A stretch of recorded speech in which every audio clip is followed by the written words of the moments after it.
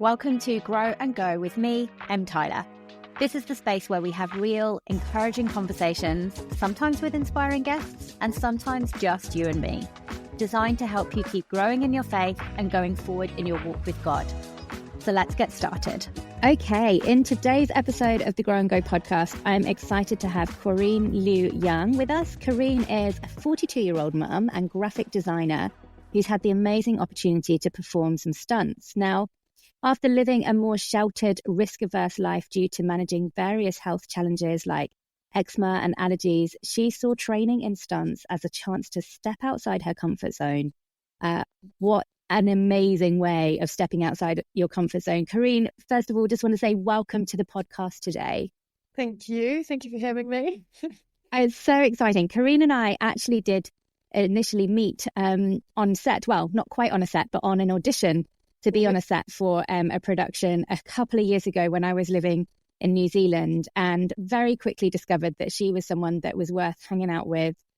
Smiley, bright, bubbly personality, but also it didn't take long to figure out that this is somebody who loves Jesus and loves people as well. So I'm really excited that we get to hear some of your story today. For those of us who maybe don't know all the ins and outs of what makes you you, just give us a little picture of day-to-day life. What kind of, is there such a thing as a normal week, or what does life look like for you in this season? Well, where do I start? So I'm a mother of a 9-year-old boy who goes to school, and when he goes to the school, I put on a different hat, and I'm doing graphic design, whatever jobs that come in, and then come about 2:50 p.m, we go rushing off to school to go get him. And then we might go to after-school activities such as martial arts. What else are we doing? Swimming for Martin as well. Yeah, we're in a bit of a new season because our wushu coach, which is a Chinese martial art, he's world-renowned, and I think he was maybe the first to represent China in wushu. He has just retired, so we're trying a few different martial arts to see what our next training will be, and I'm looking for something that both him and I can do together, because that saves allows me to do my training, and it saves me from getting a babysitter, and something we can do together. So amazing! That's so cool to have things that you can do with your children. Yeah, and it's very rare to get classes which you can do together. Yeah. I imagine, because oftentimes, especially 9 years old, you kind of, people would do very different approaches to perhaps what they ask of you physically in a class. Yes. That's so cool. I have a child who is quite into drumming, and just last night, in fact, although who knows when this podcast will come out, but last night we went up to the West End and saw the Blue Man Group, who are, we were kind of talking about it afterwards, and we were like, how would you describe them to someone who hasn't seen them or doesn't know what they do? And he came up with, they're kind of a comedy, drumming, slightly strange act, but it's good. And we were like, okay. But it was just really fun to do something that's like in his wheelhouse with him. And so to have something that you can do together is really, really cool. So and the cool thing is that both him and I are in the worship team at church together.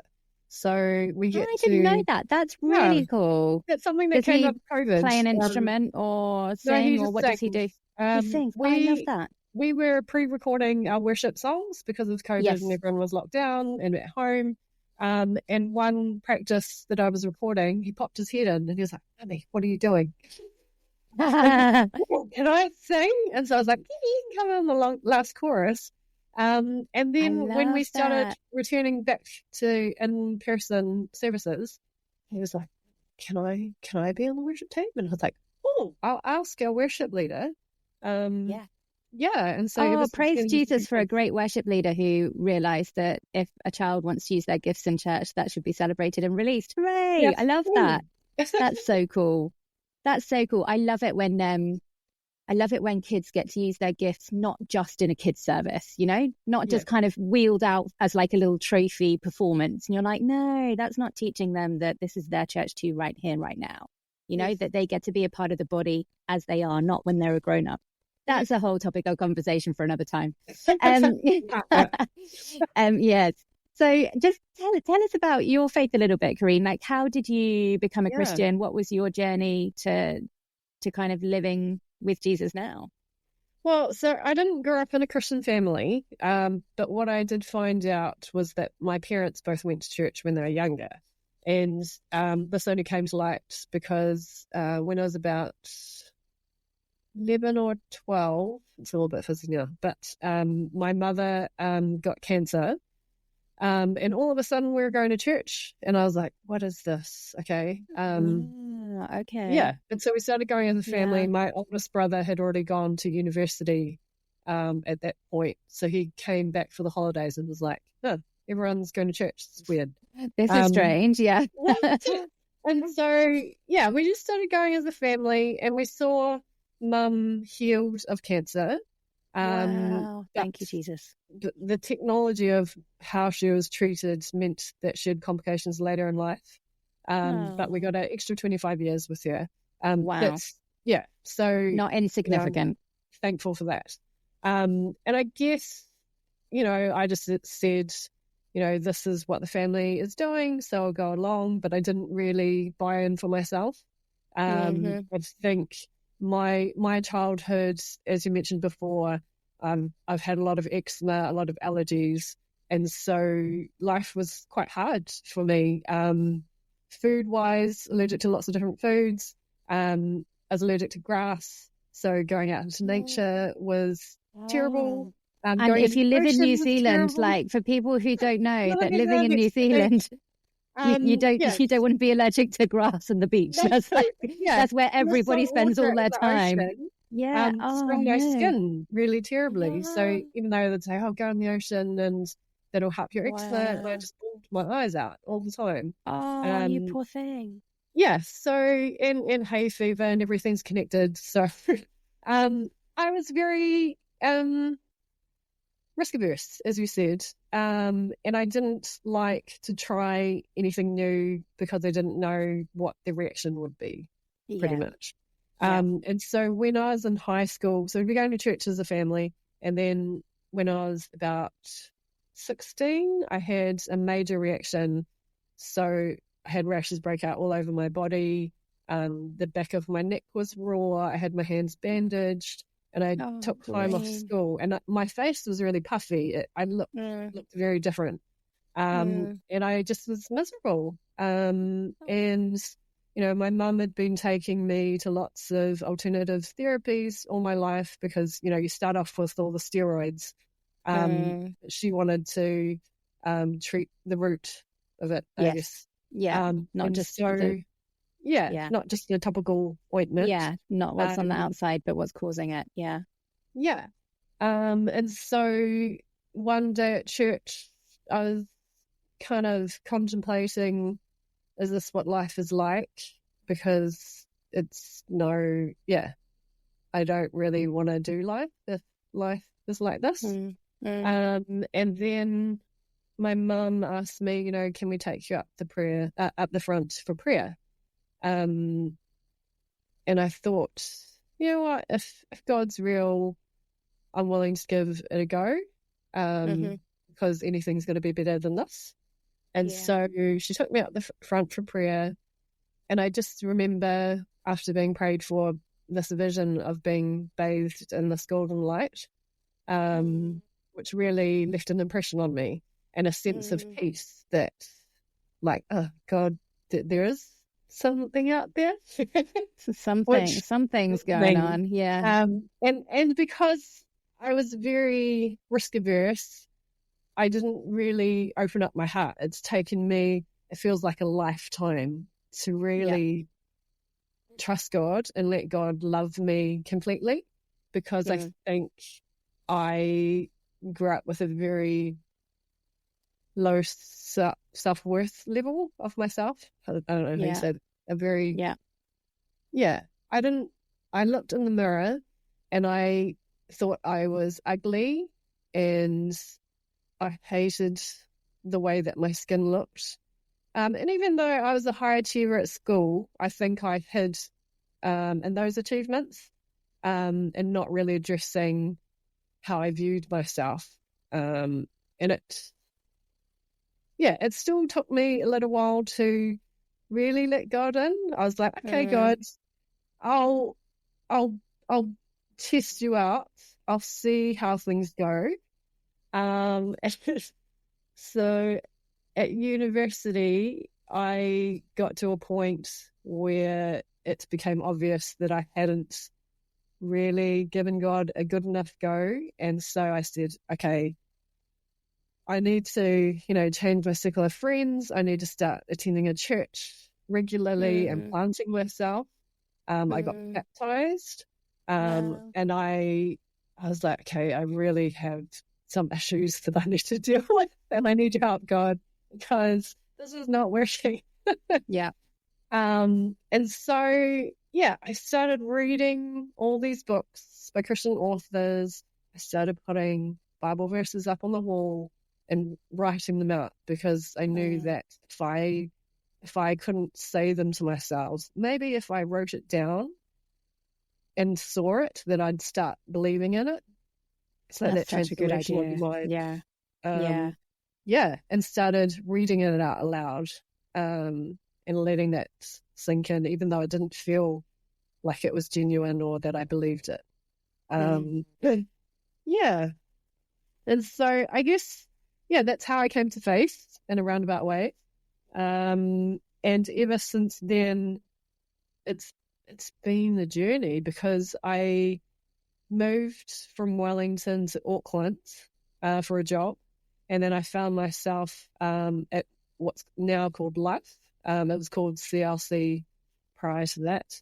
I found myself in the dance team there, performing at all these huge conferences. Where the first one that I performed at was Sisters, and I came to a point where being on stage, I felt like a fraud, because here I am supposed to be ministering to all these amazing women in this conference. I realized that I couldn't fully allow God to love me. And so it really was a challenge for me to really open up my heart genuinely and deep into the soul, not just up in your head, but deep into your heart. And come the end of the when it came to performing, I really was quite free in my spirit and with God. I think it really, God took his time to kind of gently knock on my heart and wait for me to be ready to allow him in. He was a gentleman, never forced himself. And I'm so thankful that he waited for me and allowed me to make the decision, okay, yes, God, I'm going to open that door and let you in. And I had a vision as well. I haven't had many visions in my life, but this is another one that stuck, of him coming into my house and, knocking on that door. Like when I opened the door, he'd come in and, pull all the sheets off all the furniture that was all dusty and old, and making it new and putting up photographs. And it's such a precious vision that I hold to this day. I think that's so true. Like I would say, like, I'm not necessarily a big God dreamer or vision person or all the rest of it, but there are a handful of times that I've had like a God dream, and you just know it's a God thing. When it's a God thing, it's a God thing, and you can't necessarily explain it to somebody else, but you just know for sure, and they stick with you, and you can remember them, and sometimes recalling them brings back those same emotions as when you experience them. You said so much in that. That is such a great and true and real story, and I'm gonna hazard a guess that a lot of people listening will have had times when maybe they feel like a fraud, where maybe they have that whole imposter syndrome. Because I think sometimes what happens in the church, especially like if people have grown up in the church or they have experienced church as a child into adulthood, because as a child you watch, don't you? You watch and you learn through observing and absorbing what else is around you.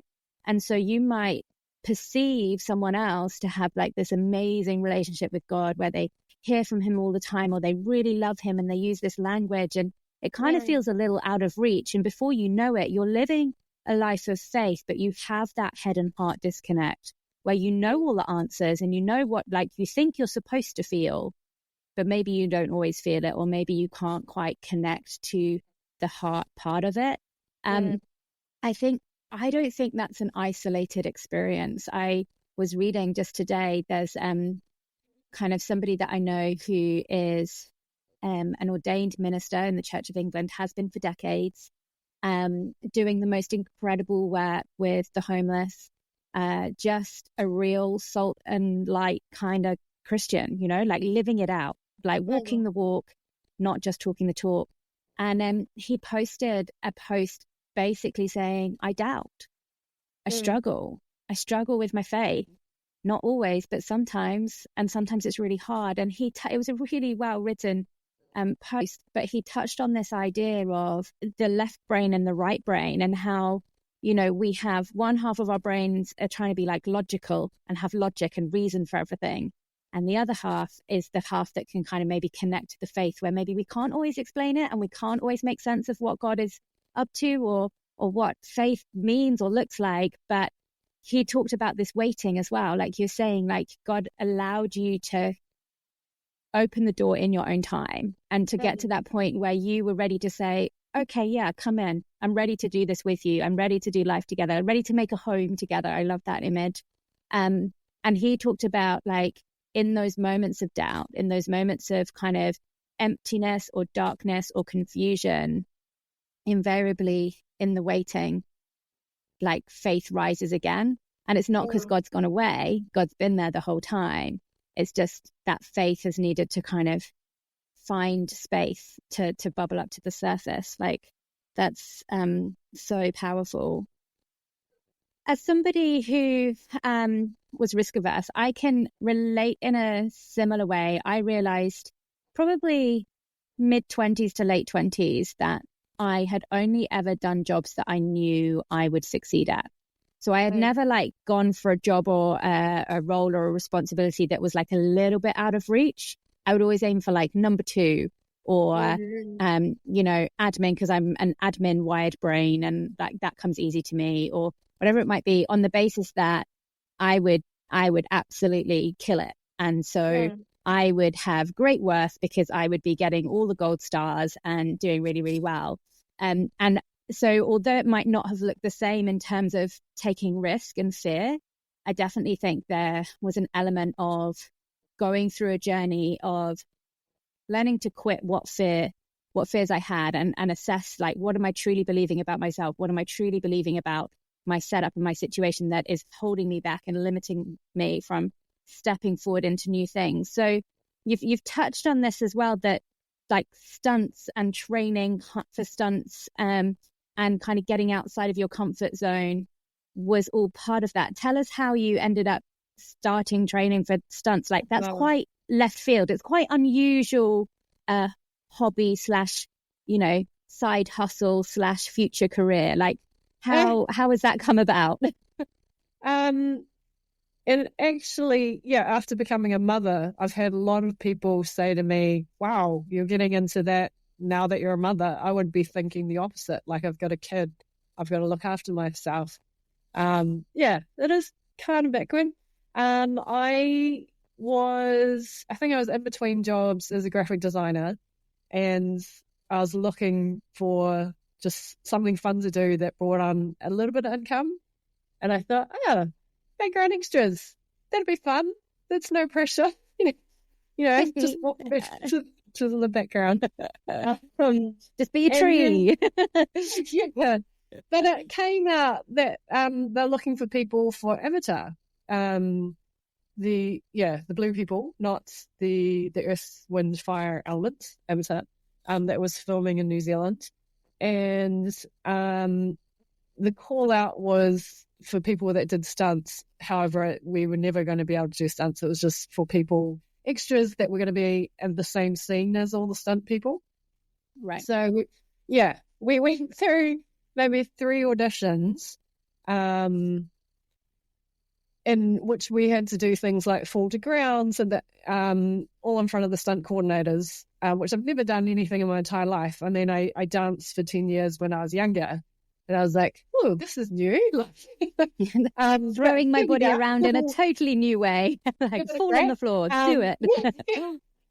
And then, I got selected to be an extra, in a sequence that had maybe 20 stunt people in it, and fire going off, and there's water. Wow, fun. And it was really cool when I met so many amazing people, and felt quite inspired. And so I'd heard about Dana Grant, who's now Dana Pye, who has the New Zealand Stunt School, and she was in our sequence, and so everyone was talking about her. And I thought, that'd be a cool hobby to do, and because risk averse background, something to get out of my comfort zone. And I know that it's God when you're going in your head, I really don't want to do that, but there's something in your heart that's saying you've got to do it. You just felt compelled. Yes. Compelled to do it, even though like mentally you're probably thinking this isn't necessarily a very sensible thing to do. Or... Really not. And I think my first day at the workshop, you're up against world-class martial artists or gymnasts or people who have represented New Zealand. And here I was, another who used to dance a very long time ago and maybe played some competitive volleyball maybe 10 years before that, or before going to the workshop. And so, I had a bit of anxiety going to the workshops. But I kind of thought, if I keep going and if I make a little bit of progress, then I've come up better than I was at the beginning. And I'll be proud of myself for that. And I think that's what God is wanting me to do. So I just kept going. And I kind of found some people who were of a similar mindset and just wanting to be on this journey and to train and to work hard. And if nothing comes of it, you've grown as a person by doing all this training. And so through Dana's agency, we kind of had opportunities to work on other productions. And when Rings of Power came out, or was coming, I thought, wow, if I could get on Rings of Power, that would be on the bucket list, and I could step back and go, okay, I'm satisfied. I do not need to do any more. That would be amazing. And were you satisfied, Corrine? Very satisfied. That was amazing. Well, maybe a different story come the end of 6 months. We were just kind of waiting for the call up, and it's very chaotic. I was ready to stop because, when you've got a family, it's very full on when you don't know when you're going to be working, or it's hard to plan a normal routine around a filming schedule when you don't know when you're required. That's when I met you at the auditions, and I think we had maybe 2 weeks of dates that we were required, but then it just kept going, kept dragging on and on and on and on, and several months later you're still in mud in a field. But I got to be a prosthetic op, which is not something that anyone can say that comes around. Not many people can put that on their CV list, like, for sure. Like, I got to watch. I was not a prosthetic orc. I got to just wear lycra over my face, which was a whole different experience. But watching Corrine and the guys have to get into their prosthetic suits, costumes, outfits, it is a physical and demanding and exhausting situation, and hot and sweaty. Because the prosthetics, it kind of goes to what the environment is. So the first part of our shooting, was in this, what felt like a furnace. And so we had these cooling packs or cooling vests that we would wear that would help to regulate our body, I guess. Yeah. And we'd be calling out for milkshakes when they're going past, like when they're dying of dehydration. Yeah. And then when it came to the night shoots were bitterly cold. And people getting hypothermia and needing to be taken off. And yeah, it was intense. Really physically demanding. I think stunt world and the world of stunt extraing and all the different types of prosthetic responsibilities and all the rest of it it's not just a kind of show up and kind of play job. It's a real intense, long hours job, and yet there's a lot of joy in it also. I might add, just before we continue, so that role was just action extra kind of level. Action extra, that's what they call it. Yeah, I can remember the phrase, which is ironic because I ended up working in the department casting the action extras. Who knows? What a whirlwind. What a ride. Such a fun time. In those moments when actually it wasn't particularly glamorous and maybe you didn't have the communication from production that would have been helpful, or, you know, just the times when it was less enjoyable, what kept you going? What kept you wanting to keep showing up? I don't know. There's something magical about being on a set and creating this world, especially with Rings of Power. Like, the sets are incredible, costuming was amazing, wardrobe, everything, and everyone's logging it. It's not just you. And so you want to get it over the line. You don't want to let anyone down. And I guess from a faith perspective, I felt like God had not necessarily got me that opportunity, but kind of guided me into this direction. And I was obedient to that, to pursuing those auditions and training hard. But I wanted to honor that I was given that opportunity, I guess. And I wanted to be an example on set, be professional. Because I wanted to be a good witness. You wanted to show up, be a good witness without standing on a soapbox.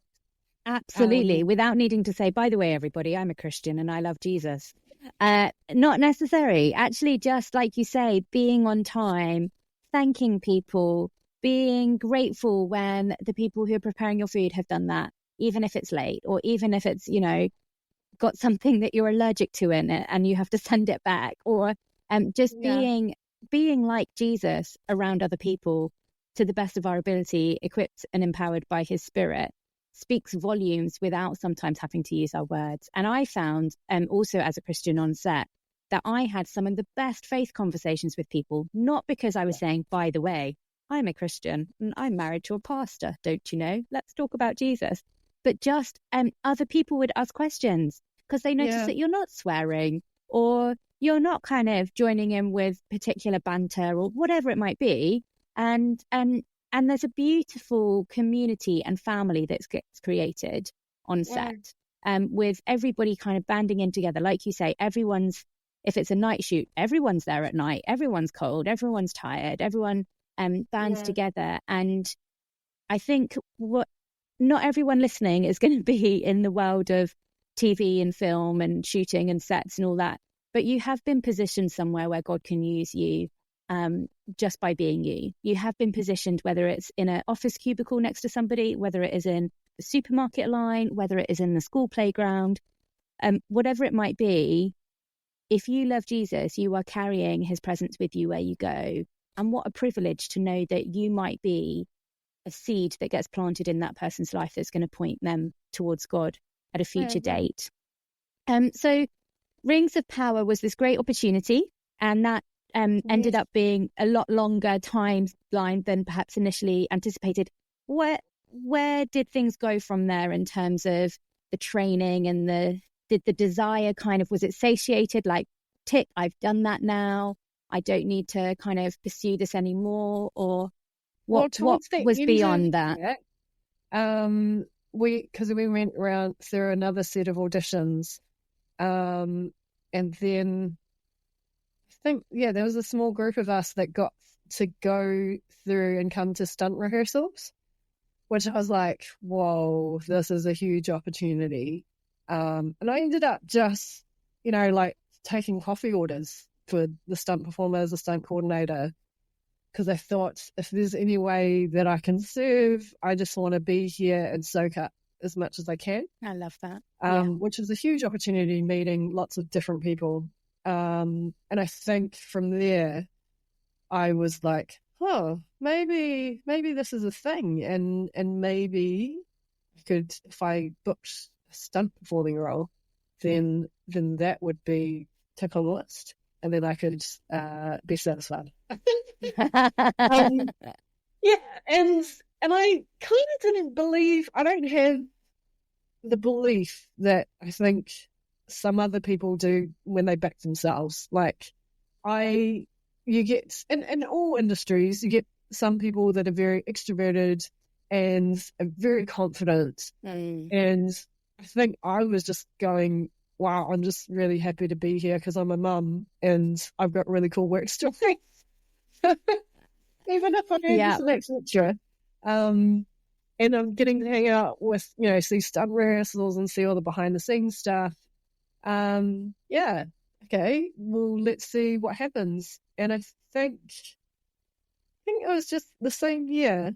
There was a call outs within the stunt community. I think Dana messaged me about a job, and they're looking for a Chinese or Asian girl riding a bike. And I was like, okay, I haven't ridden a bike since I was in high school, but I would say that.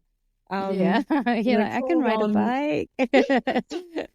Sure. Yeah, all that stunt was performing a bike skid. And I didn't know how to do that, but I knew some people who was like, hey, can you please just teach me how to do this so I can put my hand up for it? Yeah. And I spent a couple of days, it was just a day with my friend, Rick. And went to sets, pulled a bike skid. Stunt job done, tick. Satisfied. Yeah. Were you satisfied? Or was there still a desire for more?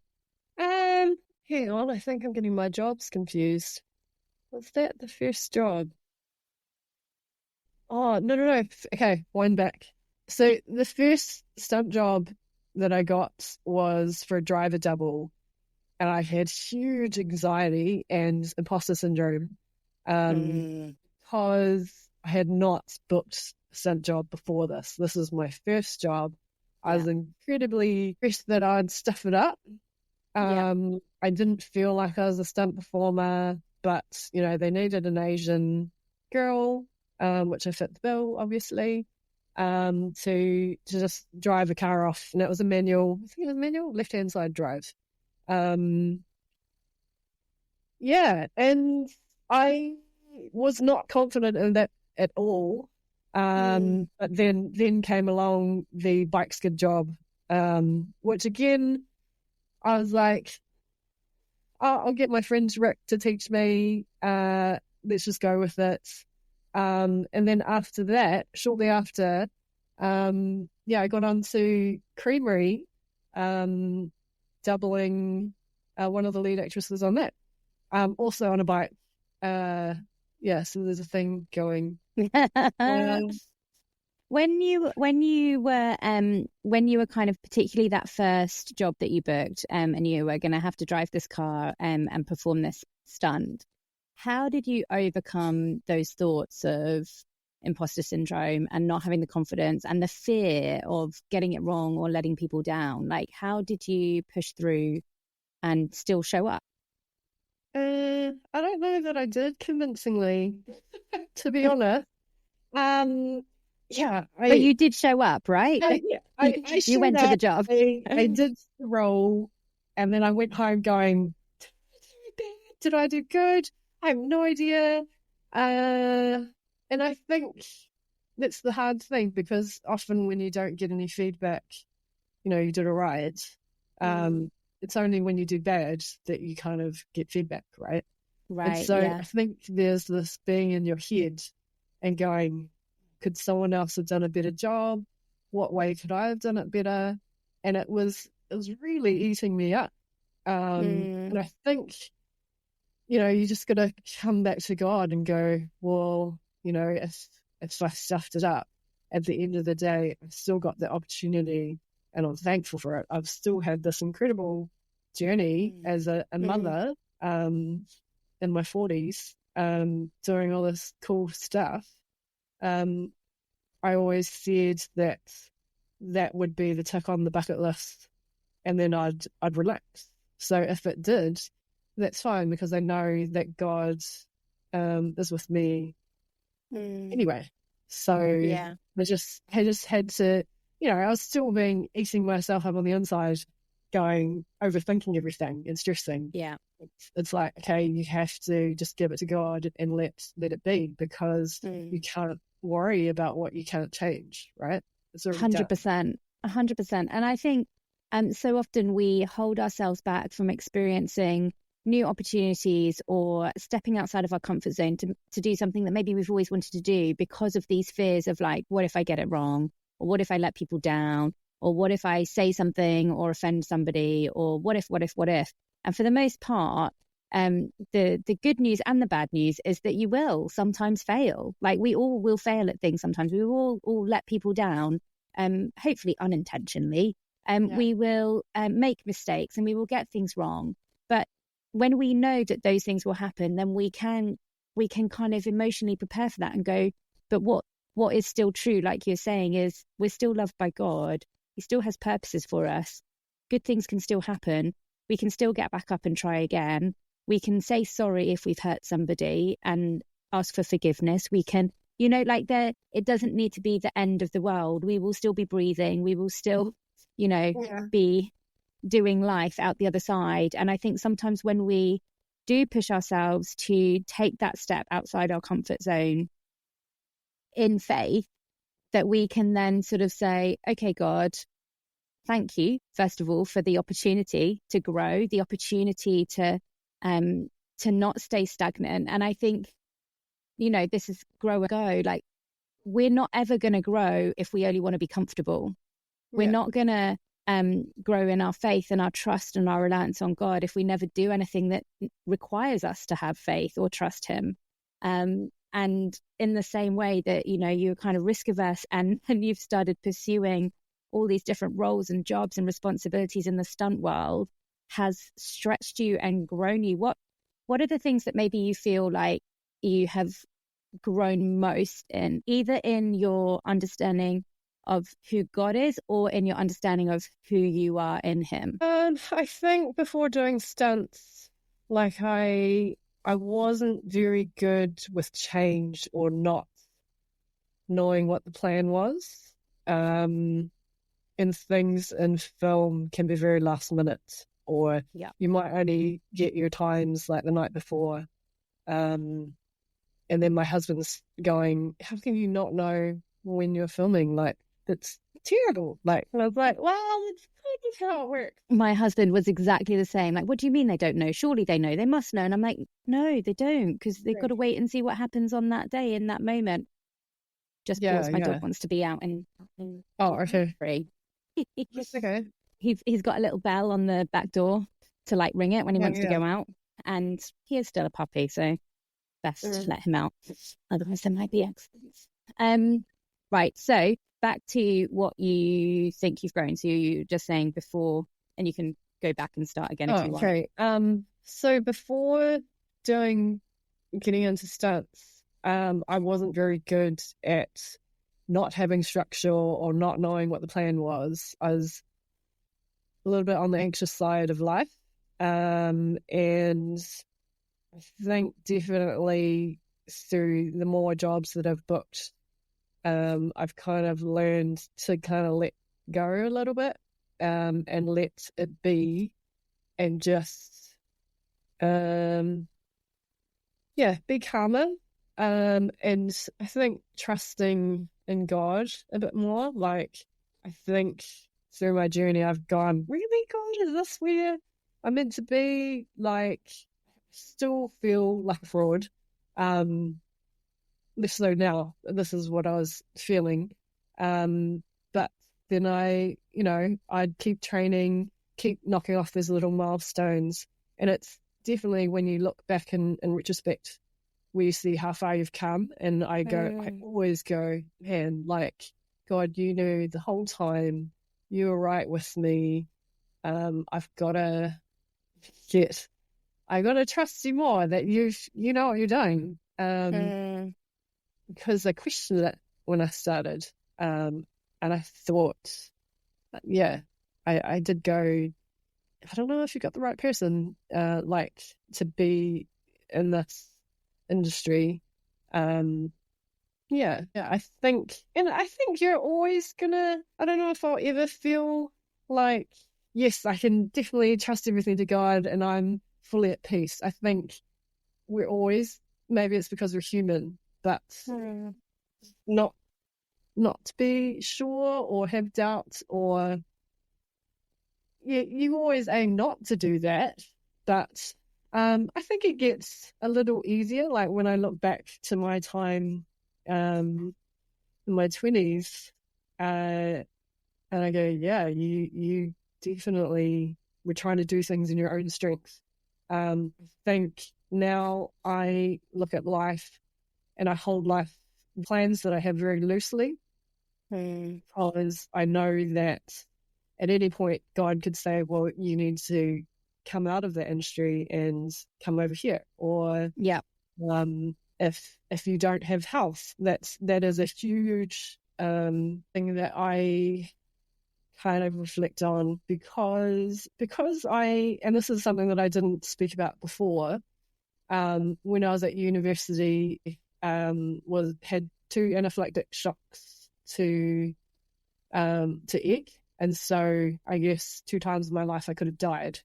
And I think when you've kind of experienced something like that, you look at life a bit different.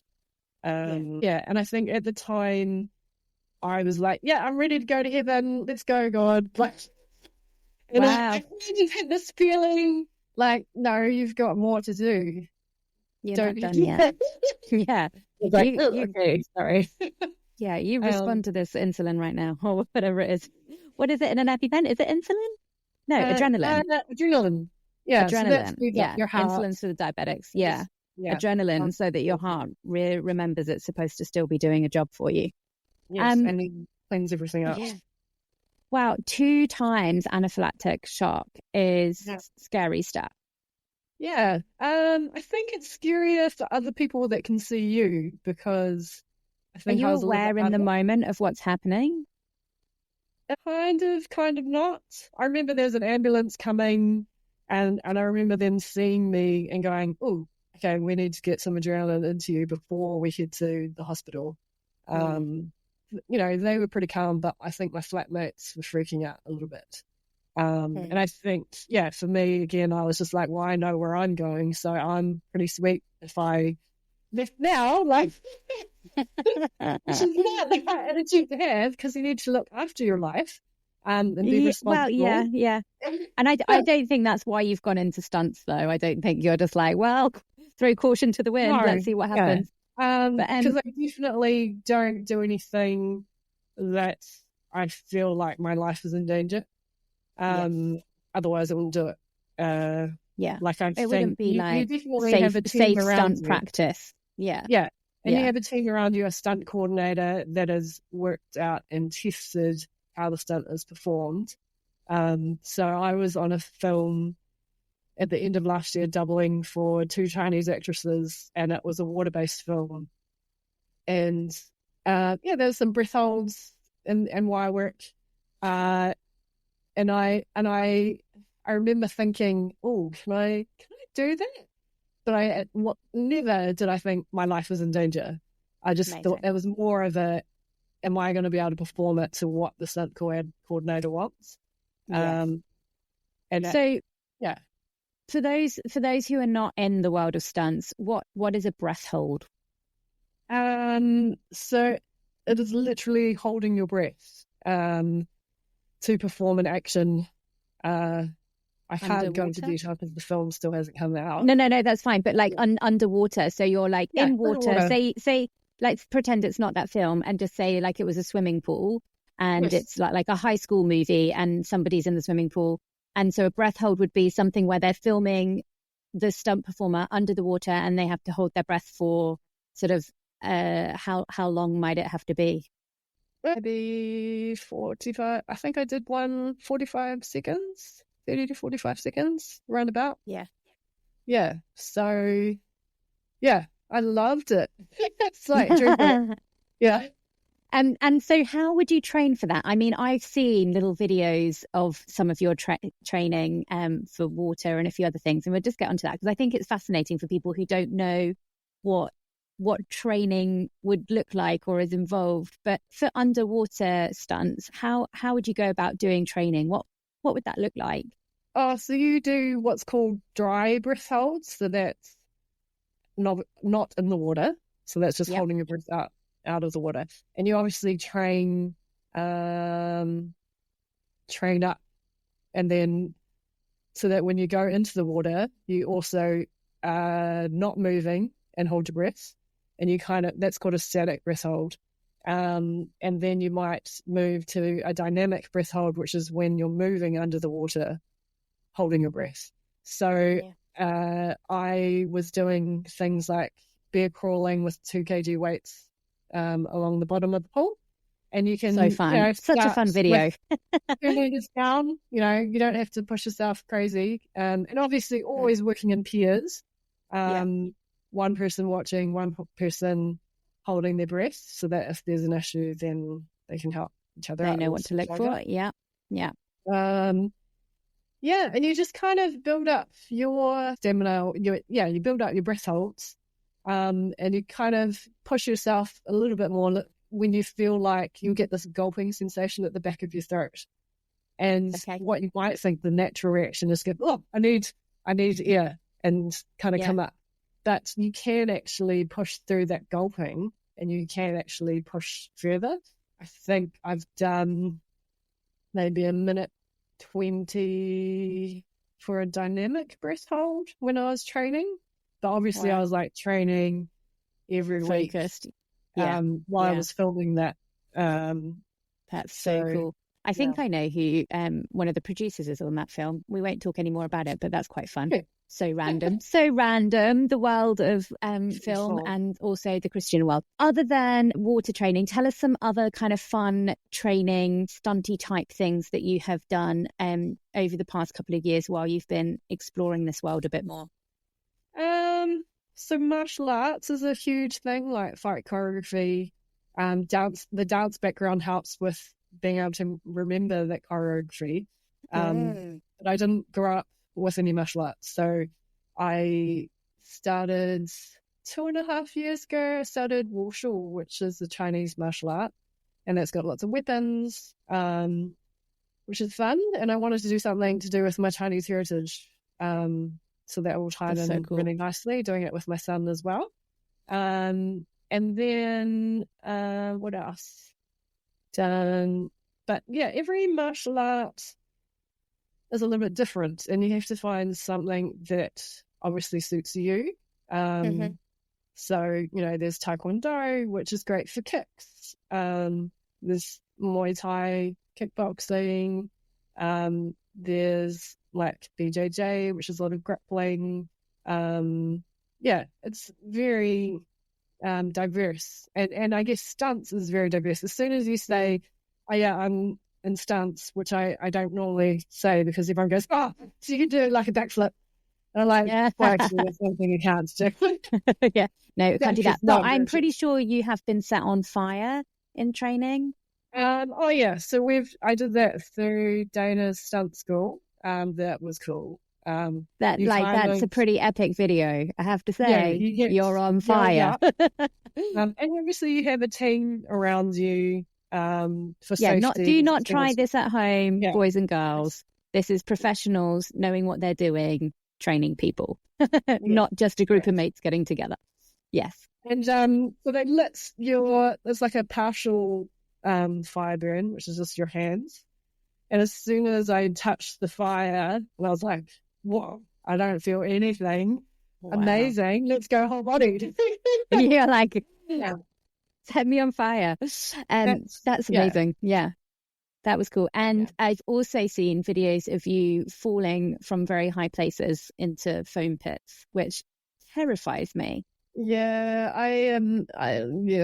that I don't feel very comfortable about doing that. That's not something you wish to pursue in great depth. I should probably train more instead of saying that's something I cannot do. But yeah, there's only so many hours during the day, so much money that you have. Yes, it is quite an expensive thing to train in if you're going to be covering all these different points and all the rest of it, which is pretty epic. So in terms of your faith and the journey that you've been on from accepting God and going, all right, then, okay, like something has to be better than this experience I'm living of the allergies and the eczema and all that, to where you find yourself today. What do you think? Like, do you think there's any overarching themes or lessons that you have learned? So my skin, although it's definitely improved as I've gotten older, and after being a mother, I felt things in my body changed. And you know how people say, you can pray and be healed, or maybe you haven't prayed enough, or you know, that kind of thing.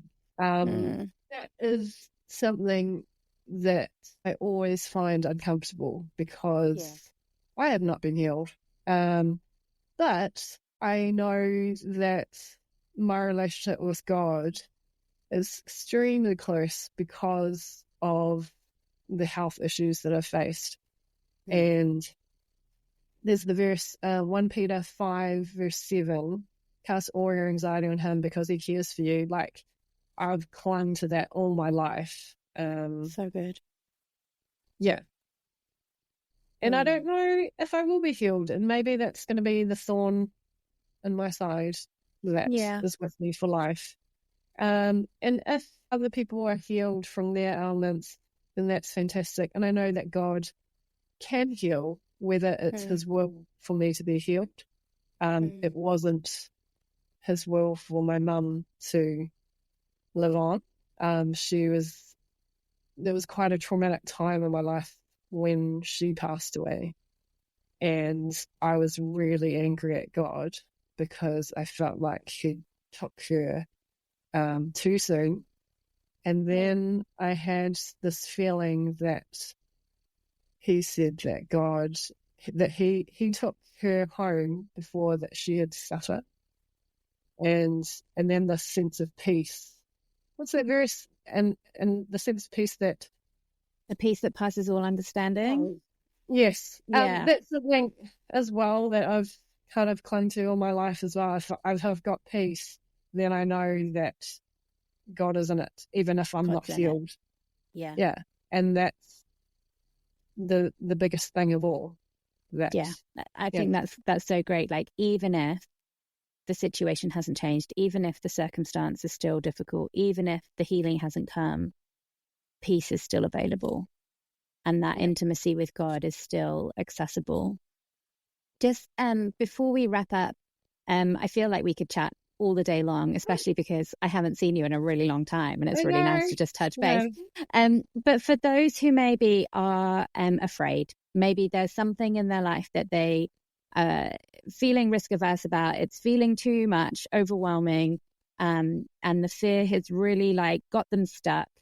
What would be your advice to that individual? I would say really lean into God and find those verses in the Bible that really speak God's truth into your circumstance. And even if you have to do what I did and write it out, put it up on the wall and just repeat it over and over, then just let God's love lavish on you. I think if you just do it day by day, when you look back, you'll see wow, we've come so far, which is really hard to see in the moment when you're feeling that it's so hard. But that, I guess that feeling of satisfaction that, like, wow, I have come all this way, even though I felt like it was too difficult, and that God's been with me all the way, even though I might not have felt him.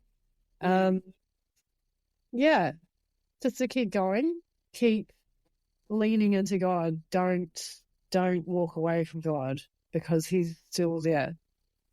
Yeah. So good. He is still there. Corrine, thank you so much for chatting with me today on the Grow and Go podcast. If people want to be able to touch base with you on socials or find your website, what's the best way for them to connect with you? Instagram's good. So my handle is Koreen Liew-Young. Or you can go via my website, which is www.koreenliewyoung.com. Alrighty, we'll pop them in the show notes as well, so people can find that easily. Thank you so much. It's been great to chat, and hopefully we will chat again.